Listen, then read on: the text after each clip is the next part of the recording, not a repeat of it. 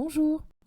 Dans cette vidéo, nous tâcherons de différencier les circonstants des compléments du nom.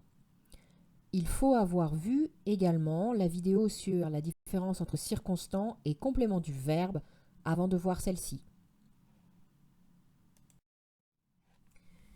La deuxième difficulté que les étudiants rencontrent souvent, c'est la confusion entre circonstants et complément du nom.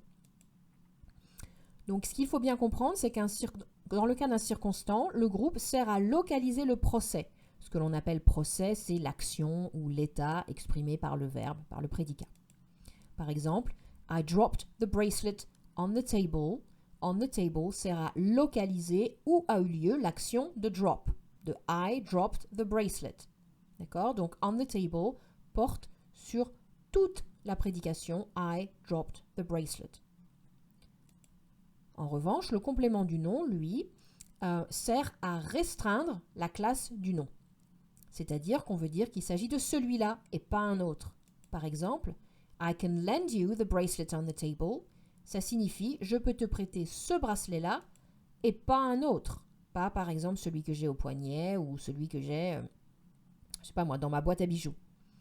Donc, I can lend you the bracelet on the table. Ça ne sert pas à localiser une quelconque action, ça sert à restreindre la classe des différents bracelets, celui-là et pas un autre. Donc on constate qu'ici on the table fait partie du groupe nominal the bracelet on the table, alors que ce ne sera pas du tout le cas dans la phrase I dropped the bracelet on the table. Là on a deux groupes séparés, the bracelet et le COD de drop, et on the table et le complément circonstanciel de la phrase. Regardons ces phrases pour récapituler, avec in the corner à chaque fois.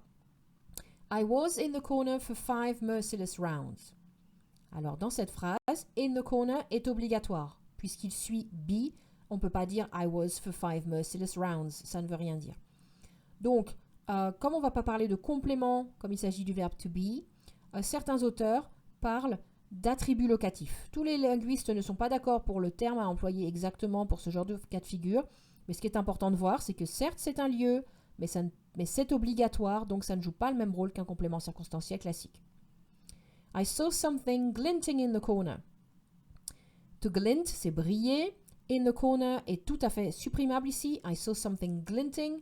La localisation de l'action n'est pas nécessaire à la structure de la phrase.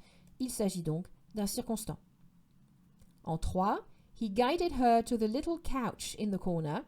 Ici, in the corner sert à spécifier de quel canapé il s'agit. Ça restreint la classe des couches. Il s'agit donc d'un complément du nom. Phrase 4. Stop sulking in the corner. In the corner localise l'action de bouder, mais n'est pas nécessaire. Le verbe bouder ne nécessite pas un lieu. Il s'agit donc d'un circonstant. Phrase 5. The big guy in the corner is staring at you. In the corner est là pour spécifier de quel guy il s'agit, celui-là et pas un autre. Il s'agit donc d'un complément du nom.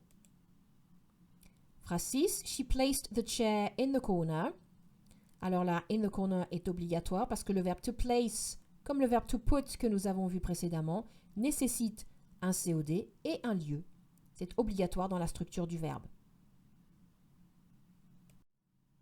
Voilà, j'espère que ce problème est plus clair à présent. D'autres vidéos sont à votre disposition.